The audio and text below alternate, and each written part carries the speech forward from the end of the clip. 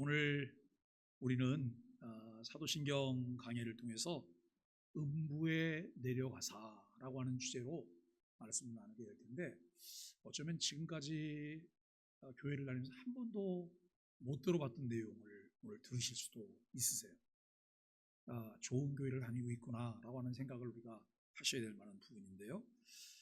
음부에 내려가사, 우리가 신앙 고백 중에 본디오 빌라도에게 고난을 받아 십자가에 못 박혀 죽으시고 라고 하는 부분들을 함께 공부했고요. 그래서 지난주에 우리는 장사 지냄바 대사라고 하는 부분을 나눴거든요. 이 고백 다음에 연결되는 것은 장사된 지 사흘 만에 죽은 자 가운데 다시 살아나셨으며 라고 하는 부분인데, 이 앞부분에서 십자가에 못 박혀 죽으시고 그 다음에 장사 지냄바 대사라고 하는 이 부분 그 사이에 있는 이제 내용들인데요.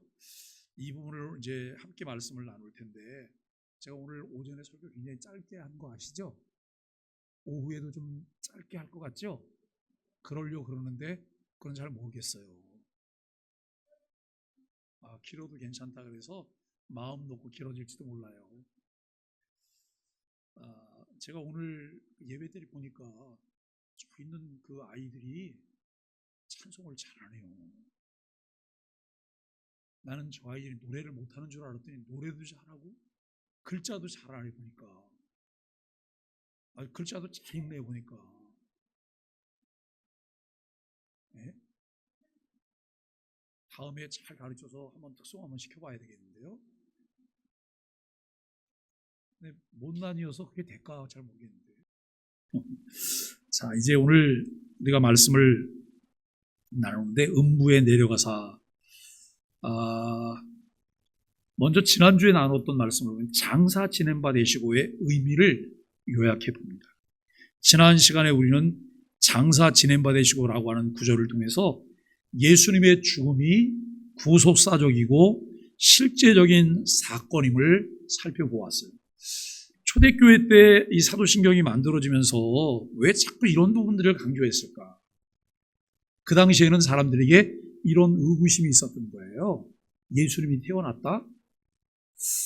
그 예수님이 진짜 사람이었을까? 이런 이야기도 있었고, 예수님이 십자가에 죽으셨다? 근데 그분이 진짜로 죽었을까? 아니야, 기절했을 거야. 그리고 예수님이 죽어낸 시체를 누가 훔쳐간 걸 거야. 이런 이야기들도 많이 있는 거예요.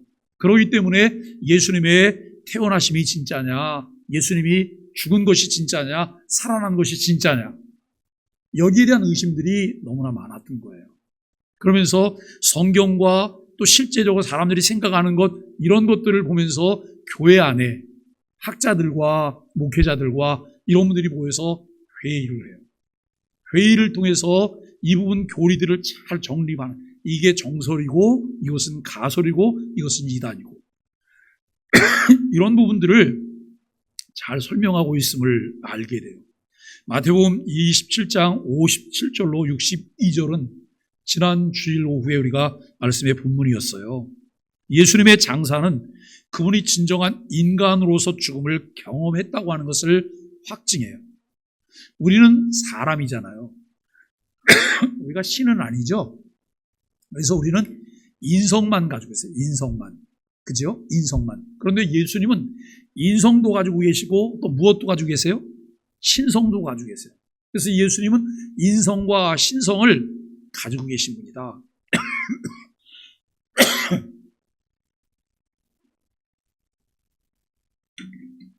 그렇게 이제 말씀을 하고 있는데요.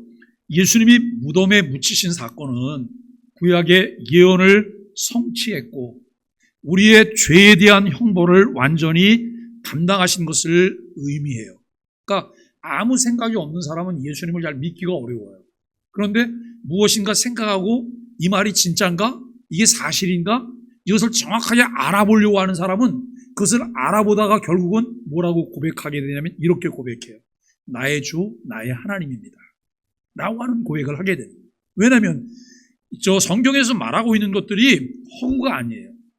소설이 아니란 말이에요. 신화도 아니에요. 이것은 역사적인 사실이에요. 그 몇백 년 전에 예언했던 것들이 몇백 년 후에 한치의 오차도 없이 그대로 이루어진 것을 보면서 이것은 신이 아니면 할 수 없는 일이다라고 하는 것을 사람들이 알게 되는 거죠. 그런데 예수님의 이 생애를 보면서 그분의 생애가 성경의 예언들에 의해서 이루어진 생애라고 하는 것을 알게 돼요. 오늘 우리는 사도신경에서 이어지는 음부에 내려가사라고 하는 구절을 다루게 될 것인데, 이 표현은 예수님의 고난과 죽으심이 단순한 육체적 죽음 이상의 영적이고 신학적인 의미를 가지고 있다고 하는 것을 알게 돼요. 오늘 본문인 베드로전서 3장 18절로 22절을 통해서 예수님의 음부 강화, 지옥 강화라고 말해요. 지옥까지 내려갔다고 하는 그런 이야기인데, 이것을 개혁주의적 관점에서 우리가 깊이 있게 살펴보려고 해요. 예수님의 장사됨과 그분의 죽으심이 왜 우리의 구원의 필수적인 사건일까요? 우리를 구원하기 위해서 예수님이 장사되셔야 될까? 예수님이 왜 죽어야 될까? 이 것을 우리가 함께 나누게 되는데요. 음부에 내려가사 그리스도의 고난과 죽으심을 의미하는 거예요. 사람이 죽었어요. 사람이 죽으면 육체는 냉동창고로 가는 거예요. 냉동고로. 시신을 보관하는 냉동고로 갔다가 이제 3일째 되는 날, 이틀째 되는 날 입관을 하잖아요. 입관하고 다시 냉동고로 또 돌아가요. 그랬다가 장례식 날 그 시신을 관을 들고 어디로 갑니까? 화장터로 가요. 매장을 하는 경우도 있지만 요즘은 대부분 다 화장을 하기 때문에 화장터로 가요. 그래서 화장터에 가서 이제 그 불로 태워서 육체가 다 재가 되는 거예요. 그러면 이 사람은 육체와 영혼으로 구성이 되어 있는데 죽었다고 말할 때 육체에서 영혼이 떠난 거예요. 영혼이 떠나면 그냥 육신, 움직이지 못하는 우리 육체만 있는 거예요.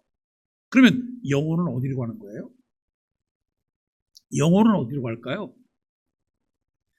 천국에 가든지 지옥 가든지 둘 중에 하나, 제곳으로 간다 그래요. 제곳으로 간다라고 말을 해요. 예수님의 죽음 이후에 지옥이나 음부에 가셔서 구약 성도들에게 구원을 선포하신 사건으로 카톨릭에서는 해석해요. 잘 들으셔야 돼요. 제가 이거를 카톨릭, 그 다음에 개신교 중에서도 제2기회서를 말하는 팀, 그 다음에 이제 루터교, 그리고 성공회, 이런 견해들을 말하고 마지막 5번째 개혁주의적 입장을 말할 거예요. 그런데 1, 2, 3, 4번을 들으면서 그냥 헷갈려가지고 저게 우리의 정설인 것처럼 여러분 말하고, 우리 목사님이 이렇게 가르쳤다고, 우린 이렇게 믿는다고, 여러분 그냥 앉아갖고 여러분들이 저를 뭘 만드는 거예요? 이단 만드는 거예요. 그렇기 때문에 잘 들으셔야 돼요. 잘 듣고 이해하셔야 돼요. 그런데 이 천주교는 이 부분을 어떻게 해석할까? 어떤 문제가 있을까? 천주교는 음부에 내려가사를 예수님이 죽음 이후에 지옥이나 음부에 가셔서 누구에게요? 구약 성도들에게 구원을 선포하신 사건으로 해석을 하고 있어요. 지옥에 있는 구약 성도들에게 예수님이 가셔서 이 구원을 선포하셨다라고 이야기. 누가요? 카톨릭 사람. 카톨릭 사람들이 그렇게 이해하는 거예요. 이들은 예수님이 구약의 성도들이 거하던 림보에서, 여긴 지옥도 아니고 천국도 아니고 중간지대라고 생각하는 거예요. 이 림보에서 구원을 완성했다고 봐요. 그러나 이 해석은 예수님의 구속사역이 십자가에서 완성되었다고 하는 성경적 가르침과 충돌해요. 예수님이 십자가에 죽으실 때, 십자가에 매달려 있을 때 예수님이 7마디의 말을 하셨잖아요. 근데 맨 마지막에 예수님이 하신 말씀이 뭐예요? 다 이루었다. 다 이루었고 다 완성했다고 하는 선포를 하셨어요. 구속의 완성은 죽음 전에 이루어졌다는 거예요. 예수님이 십자가에서 다 이루었다고 하셨을 때 그 의미는 무엇일까? 그 의미는 이는 구속사역이 완전히 이루어졌다고 하는 의미로 죄의 형벌이 완전히 해결되었음을 의미해요. 마치 천주교에서는 예수님의 구속사역이 이루어졌음에도 불구하고 복음을 듣지 못했던 구약의 성도들에게 예수님이 지옥까지 가셔서 그들에게 다시 구원의 복음을 말씀하신 것처럼 이야기를 하고 있단 말이에요. 이게 가톨릭의 견해예요. 그런데 예수님은 십자가에 죽으실 때 이미 그것을 완성하셨다라고 하는 거예요. 자, 그리고 개신교인들 중에서도 이제 변형된 개신교인들이 있어요. 가톨릭은 아니에요. 성공회도 아니에요. 루터교도 아니에요. 개신교인데 변형된 제2의 귀해설을 말하는 사람들이 있어요. 일부 개신교 내에서 등장한 제2의 귀해설은 예수님이 죽은 자들에게 두 번째 회개의 기회를 주기에 어디에 가셨다고요? 음부에 가셨다는, 가톨릭이 말하는 것과 다르지 않은 거예요. 이 해석은 베드로전서 3장 19절에 옥에 있는 영들에게라고 하는 구절을 기반으로 해서 그렇게 이해를 해요. 그러나 이 견해는 히브리서 9장 27절 말씀에 보면 한 번 죽는 것은 사람에게 정하신 것이래요. 누구나 다 죽어요. 근데 그 외에는 뭐가 있다고요? 그 외에는 심판이 있다고. 여러분, 그 제2의 기해설대로 말한다면 이 구절과 여러분 모순이 돼요. 성경은 죽음 이후에 회개의 기회가 없음을 명확하게 가르치는 거예요. 누가 돌아가셨다 그래요. 근데 우리가 아무 생각 없이 삼가 고인의 명복을 빕니다. 이게 여러분 기독교인의 바른 종문인가요? 아니에요. 삼가 명복을 비는 것은 소용이 없는 거예요. 죽은 사람은 이미 내가 뭘 명복을 빈다고 해서 여러분 그분의 운명이 바뀌거나 뭐가 바뀌는 것 아무것도 없는 거예요. 그래서 우리는 삼가 조의를 표합니다. 삼가 조의를 표합니다. 유가족을 위로합니다. 이 표현이 맞아요. 근데 교회 밖에서, 교회 안에 사람들도 이게 구분이 안 돼갖고 삼가 명복을 빕니다 라고 하는 말을 제가 아마 한 5번 이야기를 한 것 같아요. 그런데 우리는 또 잊어버리고 또 그냥 이렇게 하시기도 해요. 근데 잘 기억하셨다가 우리 소망의 교회 교인들은 이 조문을 보낼 때 여러분 그렇게 좀 고쳐서 보내시면 좋을 것 같아요. 죽음 이후에 회개의 기회가 없다고 하는 성경적 근거가 무엇일까? 그러니까 여러분 언제까지 회개할 기회가 있어요? 살아있을 때, 숨 끊어지기 전까지. 그래서 예수님이 십자가에 못 박혀 죽으실 때 양편에도 또 두 사람이 십자가에 못 박혀 죽었잖아요. 그들은 어떤 사람이에요? 강도들이에요. 흉악범들이에요. 그런데 한 흉악범이 이렇게 얘기를 했어요. 예수여, 당신이 만일 그리스도여거든 뛰어내려 버리라고. 여러분 그러면서 막 조롱을 해요. 근데 한편 강도는 뭐라고 말을 해요? 주여 나를 기억해 주세요. 낙원에 이를 때 저를 기억해 주세요. 그때 예수님이 그 한편 강도에게 뭐라고 말했어요? 내가 나와 함께 낙원에 있으리라 라고 말해요. 살아있는 동안은 기회가 있는 거예요. 돌이킬 기회가 있어요. 근데 숨지고 나면 안 되는 거예요. 그래서 혹 우리 아버지가 예수님을 안 믿고 죽었어요. 우리 아버지를 위해서 기도해서 천국 가게 기도해봤자 소용도 없지만 그렇게 요청하는 분이 있다면 그분은 성경을 잘 모르는 분이잖아요. 아버지가 지옥에 안 가고 천국에 가면 좋겠다고 하는 애틋한 마음은 있지만 이해는 되지만 그것은 성경적인 게 아니라는 거예요. 그러니까 기독교는 그저 사람들을 위로하고 그 사람들의 가려운 것을 긁어주는 데가 기독교가 아니에요. 예스면 예스고 노면 노예요. 이게 분명해야 되는 거예요. 자, 그러면 죽음 이후에 회개의 기회가 없다고 하는 성경적 근거가 무엇일까?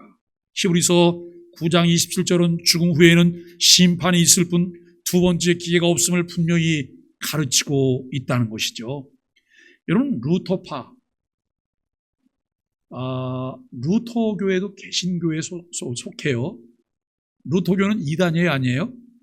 루터교 2단 아니에요.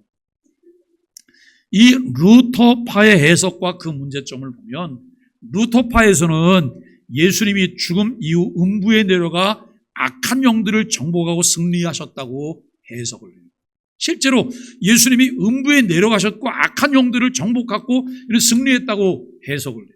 이 해석은 예수님이 지옥에서 승리의 선언을 했다고 하는 점을 강조하고 있어요. 아까 가톨릭은 뭐라고 말했어요? 예수님이 지옥에 내려가셔서 구약의 성도들에게 복음을 말씀하셨다. 복음을 말씀하셨고, 그 다음에 이제 개신교 중에서 변형설을 말하는 사람들은 그들에게 두 번째 기회를 예수님이 주셨다라고 말을 해요. 루터파는 지옥에서 승리의 선언을 했다고 하는 점을 강조하고 있음을 알게 돼요. 그러나 문제는 이것이 십자가에서 이미 이루어진 승리를 부차적으로 해석하게 만들 수 있다고 하는 점이에요. 예수님은 십자가에서 예수님이 이 모든 승리를 이루셨다라고 선포를 하세요. 십자가 자체가 예수님의 완전한 승리인 것을 우리는 성경을 통해 알고 있습니다. 예수님의 승리가 십자가에서 이미 완성되었다고 하는 성경적 증거는 무엇일까라고 하는 거예요. 골로새 2장 15절에서 그는 십자가로 그들을 이기셨다라고 말해요. 십자가로 그들을 이기셨다.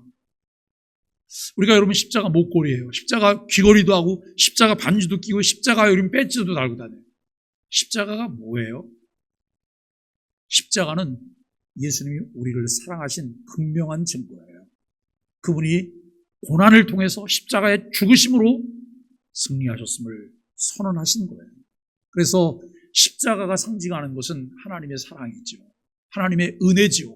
우리가 그 은혜 속에 살게 됐다고 하는 것을 깨닫게 되는 것이죠. 여러분, 성공의 학자들의 해석과 그 문제, 제가 지난 10월 3일 날 성공의 결혼식에 가봤어요. 강화는 성공회가 많아요.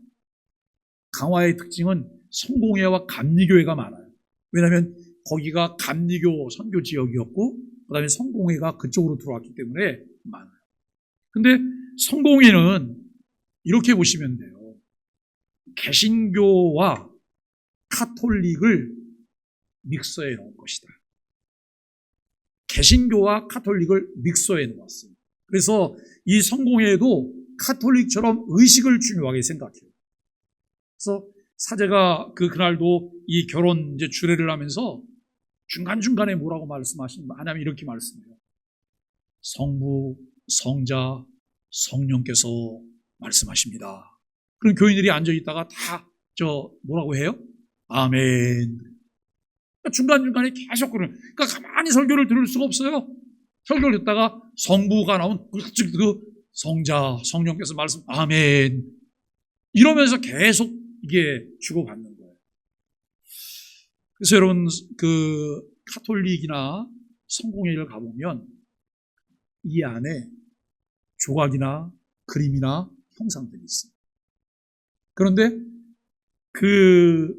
종교개혁이 일어나면서 교회 안에 어떤 조각이나 형상이나 이런 것들을 하지 못하게 했어요. 왜냐하면 그것을 우상시했기 때문에. 그냥 상징이었으면 좋은데 무지하니까. 여러분, 종교개혁 이전에는 사람들이 성경이 없었잖아요. 성경이 없었어요. 라틴어 성경만 있었는데 사제들조차도 라틴어를 모르기 때문에 그들이 뭘 설교해야 될지도 모르고 그냥 강론을 해요. 교인들을 다 무지하게 만들었어요. 그러다 보니까 눈에 보이는 것들을 많이 의식을 따라서 무엇을 하게 돼요. 여러분, 우리 교회의 특징이 뭐예요? 뭐가 없어요? 십자가가 없잖아요.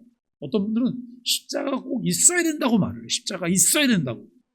그런데 우리 장로교는 통합측 장로교나 기장이나 거기는 또 관계가 없지만 우리 예장이나 우리처럼 개혁이나 이런 데는 교단에서 공식적으로 결정을 했습니다. 교회 안에 십자가를 두지 않죠. 왜냐하면 이게 우상이죠. 이게 우상이 돼서 어떤 사람은 그 십자가에서 뭐가 나온다고 생각하는 분도 있고요. 그리고 십자가 앞에 와서 이거 하세요. 합장도 하시고. 이것은 결국 무지의 산물들인 거예요. 오늘 우리는 이 성공의 학자들의 해석과 문제점은 성공의 학자들 중 일부는 음부에 내려가사를 단순히 죽음으로 해석을 해요. 예수님이 죽음을 경험하셨다고 하는 사실만을 강조해요. 그러나 이 해석은 음부에 대한 영적인 의미를 충분히 반영하고 있지 못한 것이다 라고 하는 것이죠. 성경에서 음부는 단순히 무덤이 아닌 죄와 관련된 영적인 저주를 상징하는 곳이에요. 예수님은 단순한 죽음이 아니라 죄의 형벌과 그 저주를 온전히 감당하셨다는 거예요. 왜 지옥 가요? 죄 때문에. 그러죠? 예수님이 뭘 대신 짊어지셨어요? 죄를 대신 짊어지셨어요.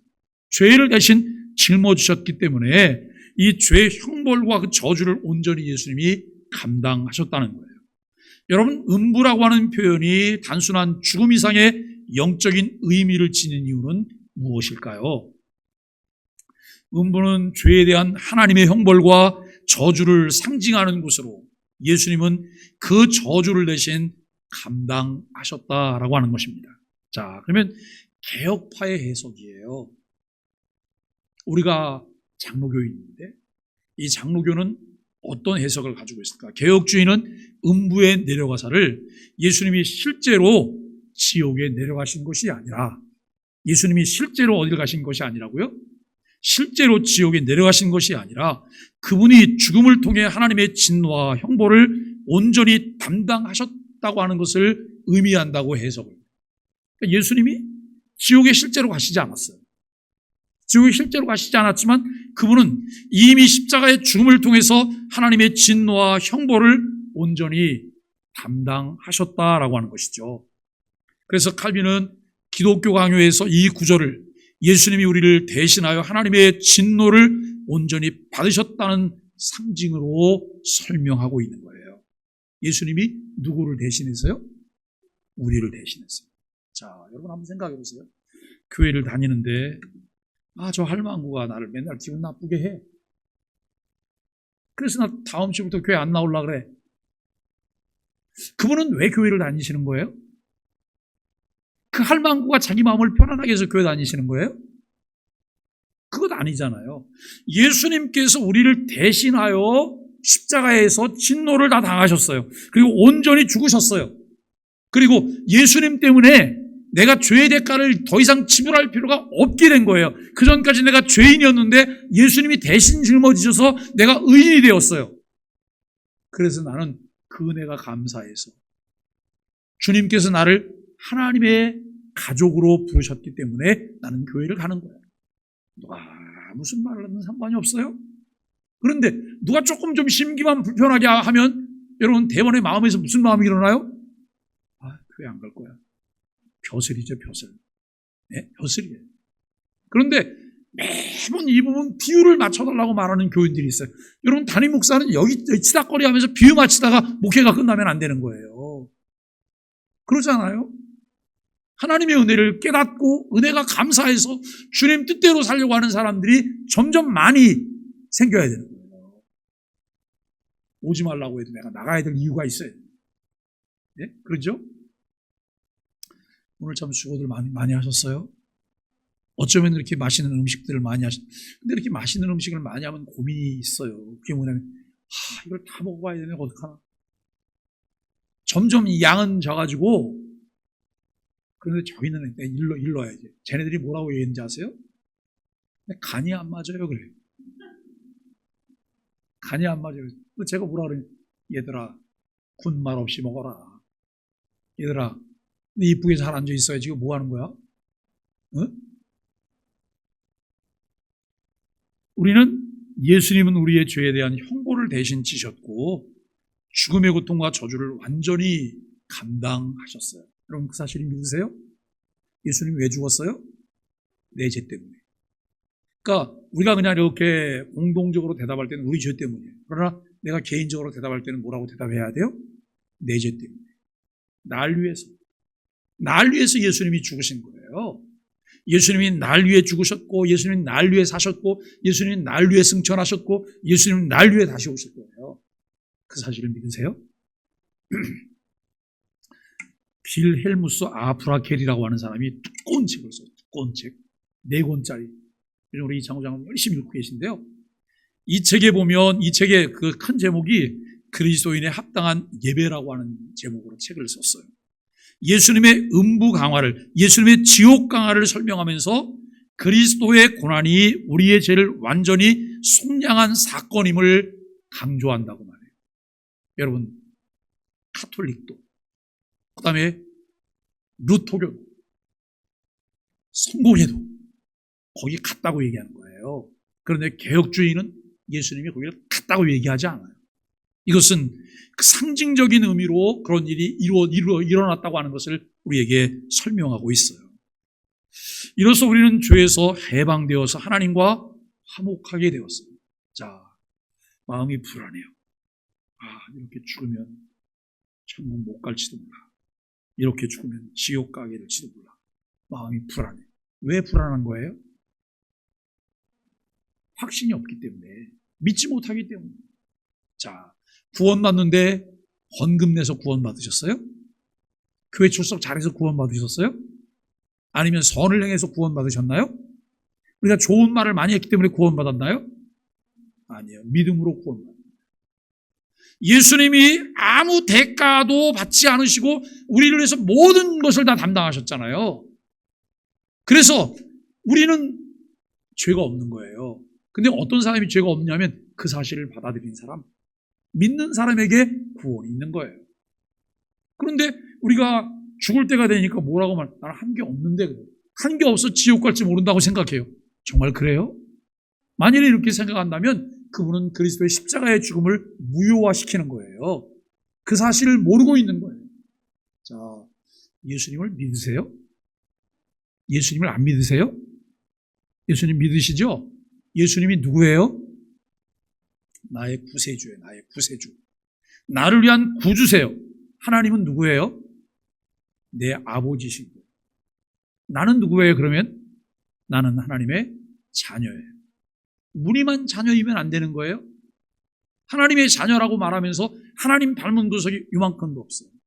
여러분, 부모와 자식 간에는 닮은 게 있잖아요. 아주 희한할 정도로 닮았어요. 네? 희한할 정도로. 제 딸이 저를 많이 닮았어요. 성격이. 네? 성격이 많이 닮았어요. 손해보는 것도 많아요. 좀 주도적이에요. 그런데 조금 더 이제 나이가 들어가면서 이런저런 것 잘 볼 수 있는 안목이 넓어지면 훨씬 더 효율적으로 인생을 살아갈 수 있는 길들이 열리게 되는 거죠. 아주 희한할 정도로 닮았어요. 왜요? 부모와 자식이기 때문에. 하나님을 아버지라고 말하고 있다면, 그래서 내가 날마다 하나님을 아는 지식이 날마다 더해가고 있다고 한다면 나는 어떤 자녀여야 되는 거예요? 하나님 닮은 자녀예요. 하나님 닮은 자녀. 그럼 성질난다고 이 말 저 말 막 하시면 안 돼요. 성질 났을 때는 어떻게 하셔야 돼요? 지포를 채우셔야 돼요. 성질 무조건 채우셔야 돼요. 왜냐하면 그래야지 나중에 후회를 안 해요. 화났을 때 말하고 나면, 근데 이제 이게 뭐로 관련이 있냐면 평상시 내 인격이 어떻게 훈련이 됐느냐에 따라서 쓸 수 있는 말, 써서는 안 되는 말들이 있잖아요. 근데 이게 훈련이 안 되니까 화났을 때 거침없이 막 말들이 막 나오는, 아니, 저 목사님이 도대체 어떻게 된 거야? 여러분, 그러면 안 되잖아요. 그때는 말 안 해야 되는 거예요. 저도 이제 결혼한 지가 꽤 오래됐잖아요. 우리 아들이 나이가 39살이니까 결혼한 지 40년이 된 거 아니에요? 세상에나. 여러분, 이렇게 이제 아이가 나이가 먹고 아내하고 살다 보니까 제 아내를 알 만큼 아는 거예요. 알 만큼. 그런데 아내를 아는데 우리가 나이가 들면, 저도 마찬가지로 제 아내도 그렇고 뭔가 잊어버리는 것도 많고, 그리고 화장실 갔다 나오면서 불은 안 끄는 게 예사고. 근데 여러분, 저는 또 불 끄는 게 좀 철저한 편인데 오늘 보니까 제가 들어갔다 온 화장실에 불이 안 꺼져 있어요. 그럼 누가 불 안 끈 거예요? 제가 안 끈 거잖아요. 제가 그걸 보고 깜짝 놀라요. 와, 나는 이게 굉장히 철저한 사람인데 나오면서 잊어버리고 나오는 거예요. 야, 이게 도대체 왜 그래? 근데 여러분, 제 아내가 불을 안 끄고 나왔어요? 제가 그때마다 잔소리를 한다고 생각해요. 못 살아요. 예? 아내가 불을 안 끄고 나오는 건 누구다 하라 그러는 거예요? 남편이 해야죠. 한 몸이니까. 예? 우리가 그렇게 이해해야 되는 거예요. 따라다니면서 뭘 흘리고 다니는 걸 주워야 되고. 우리 집사람이 그 모양실 주방을 이렇게 지나갔는데 지난 주간에 거기 돈이 떨어져 있더라고요. 제가 돈을 주워갖고 목양실 벽타구에다 이렇게 올려놨어요. 오늘 얘기했어요. 돈을 흘린 것 같다고. 그래서 흘리려면 꼭 신사임당을 흘리라고. 예? 1,000원짜리 2장 흘려놨잖아요. 제가 오늘 줬는데, 그랬더니 신사임당 흘리면 안 줄지. 제가 그런 사람이에요? 저는 다 줘요, 돌려줘요. 왜냐면 그거 제가 주머니에 넣는 순간 저는 그 순간부터 마음이 편안하지 않고 기도가 막히는 거예요, 기도가. 네? 누가 보든 안 보든 왜 그런 걸 정직하게 해야 될까요? 하나님과 나와의 관계, 기도가 막히는 거예요. 가장 중요한 라인이 막혀버리면 답답한 건 누가 답답해요? 제가 답답해요. 돈 잃어버린 사람 답답하지 않아요. 제가 답답한 거예요. 어떤 말을 쓸까? 어떻게 행동을 취할까? 우리는 정말 훈련되지 않아갖고 만삭되지 못한 그 모습들이 너무나 많이 나타나잖아요. 네? 그런데 이게 끊임없이 언제까지 훈련되냐면 육신장막을 벗게 될 때까지 훈련됩니다. 근데 우리가 훈련이 많이 안 돼갖고 막 거친 게 나와요. 그러면 이렇게 하나님 참 힘드시겠다. 하나님 힘드시겠다. 그리고 하나님께서 나를 만들어 가시기까지 얼마나 더 기다리셔야 될까? 얼마나 하나님을 애를 먹여야 될까? 이 생각을 한번 해보세요. 자녀들 중에 누가 속을 많이 저게 언제나 사람 될까? 언제나 사람 돼서 사람 무시할까? 이런 생각하는 경우도 있잖아요. 그때 부모님 마음이 어떨까요? 그런데 나이가 드셔도 하나님의 자녀 구실을 못하는 분들도 꽤 있으세요. 이렇게 기도하세요. 하나님, 거룩한 자녀가 되게 해주세요. 남은 생의 목표는 행복이 아니에요. 남은 생의 목표는 뭐예요? 거룩의 거룩. 내가 거룩한 자가 되면 행복은 따라오게 돼 있어요. 행복하지 않아도 따라오게 돼 있다니까요. 어떤 아이는 저만 만나면 뭐 사주실 거냐고 물어요. 그 얘기는 한마디도 안 물어봐도 되는 거예요. 왜냐하면 자꾸 이렇게 물으면서 뭘 사줬으면 좋겠다. 그러면 이 아이는 손해보는 거예요. 저는 그 아이가 생각하는 1,000원짜리가 아닌 몇천 원짜리 혹은 10,000원짜리를 사줄지도 몰라요. 그런데 이 아이는 계속 따라다니면서 1,000원짜리 안 사줄 거냐고. 그러면 제가 1,000원짜리만 사주고 그냥 끝내는 거죠. 그게 아니고 내가 해야 될 도리를 하면서 거룩한 자가 되는 거예요. 그러면 하나님께서 나머지는 내게 주세요. 근데 하나님께서 주실 건데 옆에 있는 사람과 얘기하다가 또 마음이 상했어. 그렇다고 화낼 필요도 없고 싸울 필요도 없고 여러분 그거 뭐 이렇게 할 필요도 없어. 그러려니 그래요. 왜냐면 나도 아직 완성되지 않은데 저 옆에 있는 나보다 아직도 좀 덜 완성된데 이렇게 생각하고 마셔야 돼요. 근데 우리 마음에 뭐가 없어요? 너그러움이 없어요. 너그러움. 예? 다 부족하고 연약하다는 생각을 가지고 우리가 그렇게 살아야 돼요. 하나님께서 예수님을 통해 이와 같은 일을 이루신 것은 하나님과 우리가 화목하게 하시기 위해서 그렇게 일을 이루셨다는 거예요. 자, 개혁주의에서 음부의 내려가사를 어떻게 해석하고 그 의미가 무엇일까? 개혁주의는 예수님이 우리의 죄에 대한 형벌을 온전히 받으셨음을 상징적으로 해석해요. 그리고 이는 부속사역의 완성을 의미하고 있습니다. 예수님이 실제로 지옥에 내려가신 것이 아니에요. 이미 예수님께서 지옥에 들어간 인생들이 겪어야 되는 모든 형벌들을 예수님이 담당하셨다는 거예요. 그리고 이것을 통해서 구속사역의 완성을 의미하고 있다는 사실을 말씀하고 있어요. 그러면 오늘 우리가 본문을 읽었던 베드로전서 3장 18절로 22절의 가르침은 무엇일까요? 베드로전서 3장 18절로 22절은 예수님께서 육체로는 뭘 당하시고요? 죽임을 당하셨어요. 영으로는 살리심을 받았어요. 예수님이 옥에 있는 영들에게 선포하셨다고 하는 내용을 담고 있어요. 우리가 여러분 어느 날 하나님이 나를 부르셔서 내가 죽게 됐어요. 근데 죽음에서 내가 뭘 보셔야 되냐면 아무짝에도 쓸모없게 된 육체만 보시면 안 되는 거예요. 육체 안에 있었던 뭘 보셔야 돼요? 영의 자유함. 이 부분을 보셔야 돼요. 우리 어머니가 돌아가셨어요. 아버지가 돌아가셨어요. 내 남편이 돌아가셨어요. 내 아내가 돌아가셨어요. 그럴 때 우리가 뭘 봐야 되냐면 우리 남편이 그렇게 신앙생활을 열심히 하며 하나님의 나라를 사모하더니 이제 비로소 자유함을 얻게 됐구나. 이 사실을 믿으셔야 돼요. 그러면서 남편이 하나님 나라 간 것을 축복해야 되는 거예요. 아, 복된 죽음이야. 그런데 여러분, 복된 죽음이라고 생각하는 게 아니고 울어요. 왜 우는지 아세요? 나는 어떻게 하나? 나는 죽은 남편이 불쌍한 게 아니고 혼자 남겨진 내가 불쌍한 거예요. 그러면서 여러분, 옛날에 그러잖아요. 남편 죽은 거 슬퍼하면서 그 남편 무덤가 부채질 안 되잖아요. 그리고 빨리 말르라고. 남편 잘 갔다. 이 남편하고 관계없이 내가 자유롭게 살 거다. 이런 마음도 성경적인 자세는 아니잖아요. 오늘 우리가 예수님이 옥에 있는 영들에게 선포하셨다고 하는 내용을 담고 있어요. 옥에 있는 영들에게 선포하셨다. 여기서 옥에 있는 영들은 노아의 홍수 때 불순종한 영들로 해석될 수 있어요. 예수님은 그들에게 승리를 선포하신 자. 여러분, 이 노아 홍수 때 몇 사람이나 구원받았어요? 8명만 구원받고 나머지 인류는 다 몰살했어요. 몰살. 그런데 그들에게 예수님이 복음을 전했을까요? 아니에요. 그들에게 예수님이 승리를 선포하신 거예요. 이 구절은 예수님이 죽음을 통해 악의 세력을 정복하셨고 승리하셨음을 강조하고 있는 거예요. 이 구절은 죽음 이후에 회개의 기회를 주신 것이 아니라 예수님의 승리적 선포를 우리에게 보여주고 있다라고 하는 것이죠.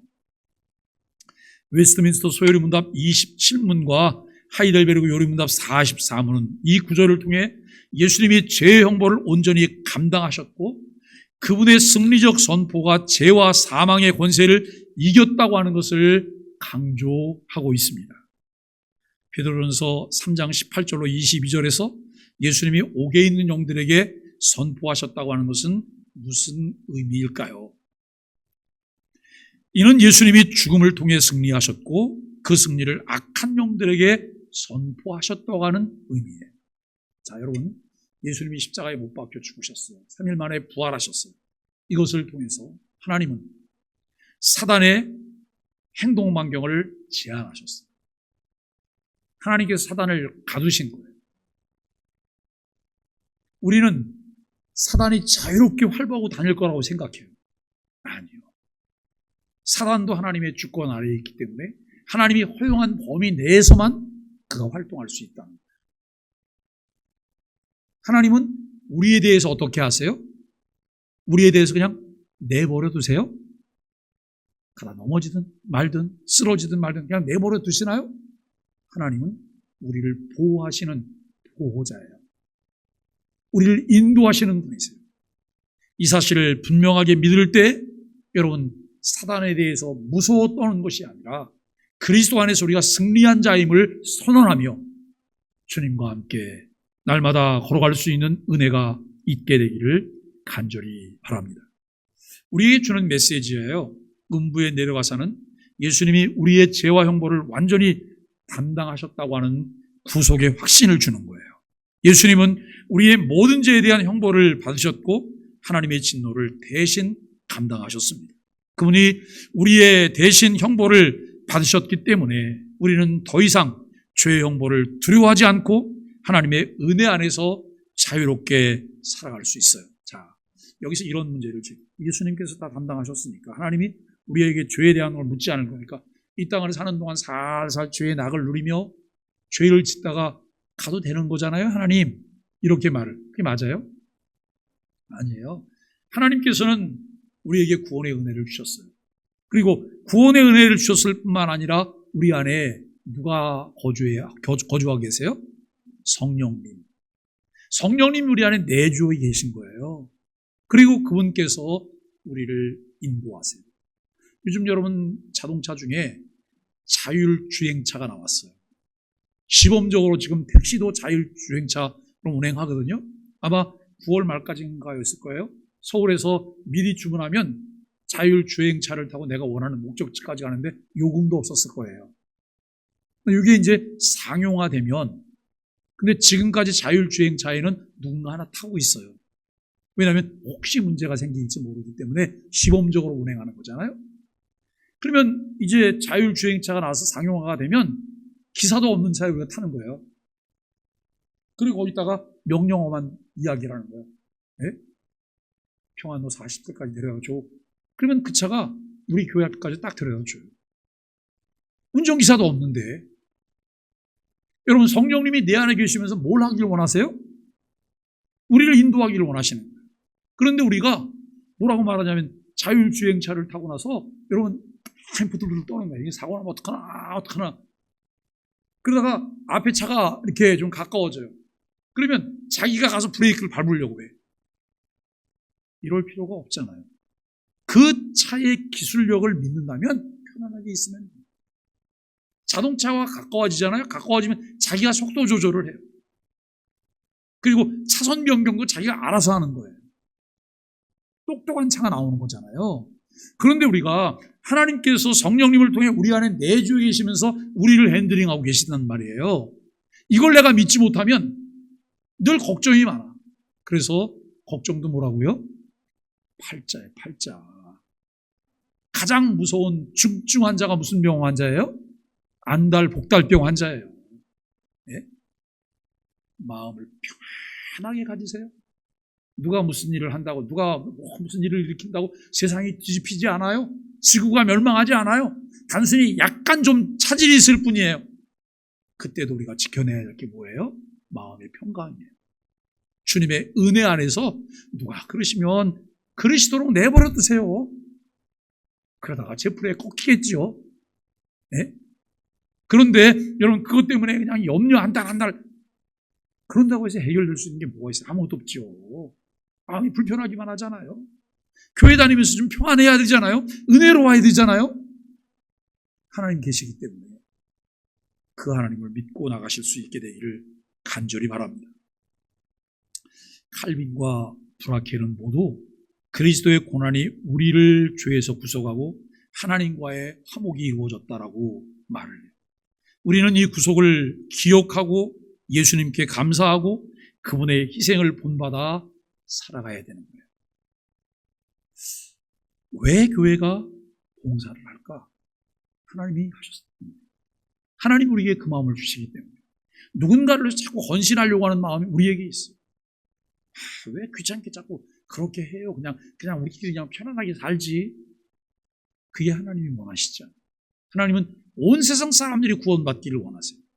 물론 그들은 구원받을 길이 없어요.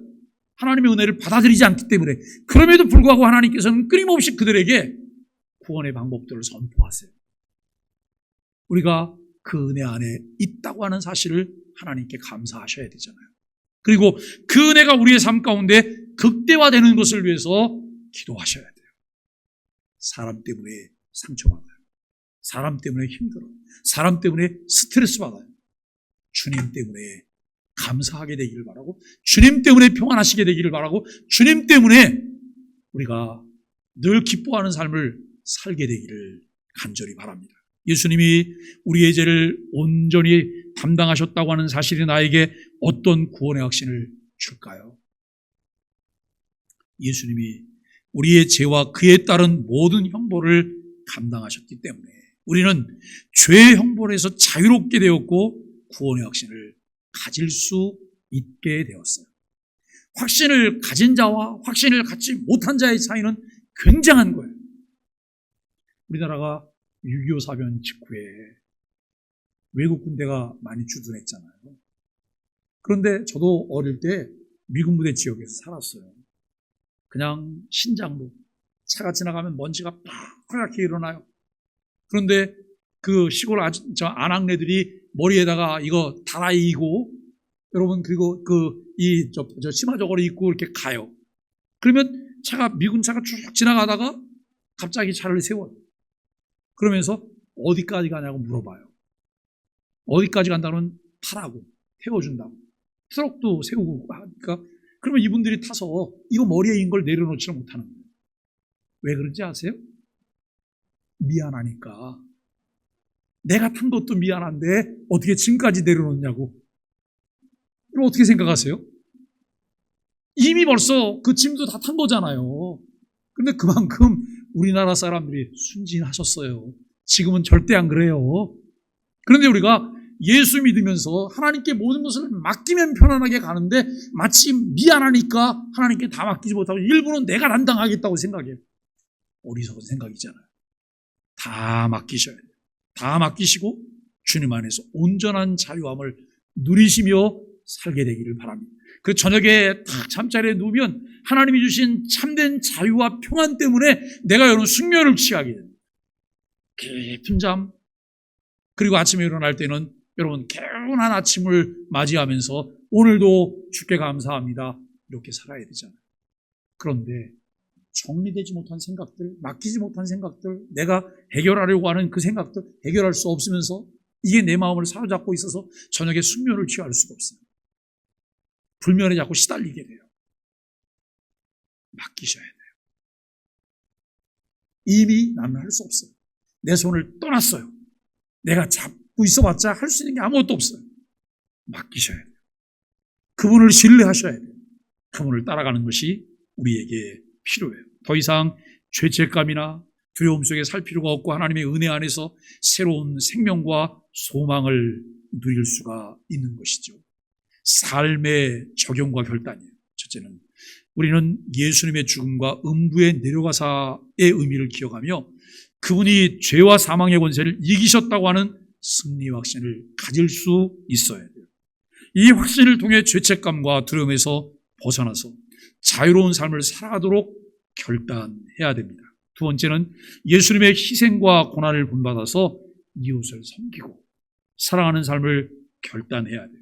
그분은 우리를 위해 가장 깊은 고난과 죽음을 감당하셨기에 우리도 그 사랑을 본받아서 우리의 삶에서 다른 사람들을 섬기고 사랑하는 태도를 실천해야 합니다. 세 번째는 우리는 예수님의 구속사역을 매일 묵상하고 그분의 희생에 감사하는 마음으로 삶을 살아가야 돼요.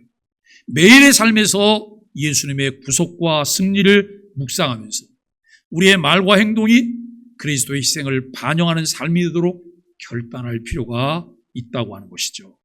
나는 예수님의 죽음과 희생을 어떻게 기억하고 그 은혜에 감사하며 살아가고 있을까요? 우리는 예수님의 죽음과 희생을 날마다 뭐 한다고요? 묵상하는 거예요. 그분의 사랑과 구속에 대한 감사함으로 누구를 사랑하고요? 이웃을 사랑하고. 다 같이 한번 따라해 주세요. 꼴 보기 싫은 이웃을 사랑하자. 내가 좋아하는 이웃 사랑하는 건 누군 못해요. 꼴 보기 싫은 이웃을 사랑하셔요. 꼴 보기 싫은. 이거 해결되지 않으면 은혜 없어요. 이게 해결되지 않으면 여러분 기도가 막혀서 기도가 안 되는 거예요. 이걸 여셔야 돼요. 누가요? 내가요? 내가 무슨 소리요? 내 안에 계신 성령님이 하시는 대로 순종하고 따라가시면 군말 없이. 자꾸 궁시렁 주님 그거 아니잖아요. 내가 얼마나 힘든데 내가 꼴 보기 싫은데 그걸 왜 자꾸 나보다 하라고. 왜 궁시렁거리세요? 그냥 따라가면 되지. 근데 여러분 그게 우리의 알량한 자존심 아니에요? 이거 내려놓으시면 편안해져요. 이거 내려놓으시면 자유해져요. 그래서 이웃을 사랑하고 섬기고 하나님께 영광을 돌리는 삶을 살아야 됩니다. 결론입니다. 예수님이 우리의 죄와 형벌을 온전히 담당하셨다고 하는 중요한 진리를 담고 있어요. 예수님은 죄와 사망의 권세를 이기셨고 그분의 희생으로 인해서 우리는 더 이상 죄의 형벌에 얽매이지 않고 하나님의 자녀로서 자유롭게 살 수 있게 되었습니다. 이 구속의 은혜를 기억하고 우리는 예수님의 희생에 감사하고 그분의 사랑을 본받아서 매일의 삶 속에서 그리스도를 드러내는 삶을 살아야 됩니다. 예수님의 희생과 구속이 나의 삶에 어떤 변화를 가져다 줄까요? 예수님의 구속은 우리를 죄에서 자유롭게 해요. 그리고 그분의 희생에 대한 감사함으로 이웃을 사랑하고 섬기는 삶을 살도록 뭘 하신다고요? 변화를 시키세요. 기독교인의 삶은 더 나은 방향을 향해서 성경이 가르치는 방향을 향해서 끊임없이 변화되는 삶을 사는 것이 그리스도인의 삶이에요. 그 나라가 가까워질수록 우리의 완성된 그 모습을 보게 되는 은혜가 있게 되기를 간절히 바랍니다.